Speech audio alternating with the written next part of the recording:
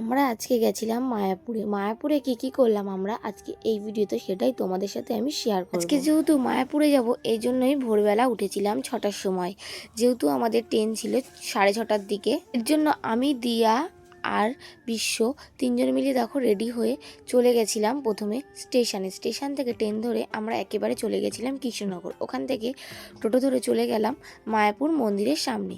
আর মন্দিরে যেতে যেতে অনেক সুন্দর সুন্দর দৃশ্য দেখতে পাচ্ছিলাম। আর আমরা কিন্তু মন্দিরে গিয়েই আগে কুপনটা কেটে নিয়েছি, যেহেতু 9:30টার মধ্যে নাকি কুপন কাটতে হয়। আমরা ওখানে পৌঁছেছিলাম 10:45টার দিকে, এই জন্য আমরা আগে গিয়েই কুপনটা কেটে নিয়েছিলাম। সকালবেলা যেহেতু আমরা কিছু খেয়ে বেরাইনি, এই জন্যই আগেই আমরা ওখানে পৌঁছেই কুপনটা কেটে চলে গেছিলাম পরোটা খেতে। তারপর এখানে একটা দোকান থেকে এখানে লাচ্ছা পরোটা আর তরকারি নিয়ে নিয়েছিলাম। এখানে কিন্তু সবকিছু নিরামিষ, আর তরকারিটা খুব সুন্দর খেতে হয়েছিল। তারপরে আমরা ওদিকে মন্দির টন্দির ঘুরে এসে আমরা চলে গেছিলাম, যেহেতু 2টো বেজে গেছিল এই জন্য খাবার খেতে। প্রায় মন্দিরের সামনে গিয়েই দেখি অনেক তো লাইন পড়ে গেছে, সব ভক্তরা লাইন দিতেই থাকছে। আমাদেরকে বলেছিল 2টো থেকে 3টে অবধি নাকি খোলা, তার উপরে দেখি 4টের পরেও দেখি অনেক লোক ছিল। তো যাই হোক, তারপরে লাইন দিয়ে আমরা অবশেষে চলে এসেছিলাম প্রসাদ নিয়ে।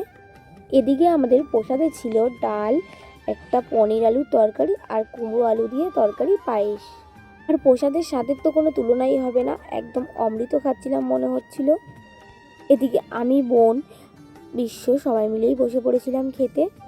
আর আমাদের তো এই প্রসাদের পেটটা পুরো ভরে গেছিলো, ওখানে আবার নেওয়ারও ব্যবস্থা ছিল। তো যাই হোক, নিরামিষ খাবারটা বেশ জমিয়ে খেলাম দুপুরবেলা।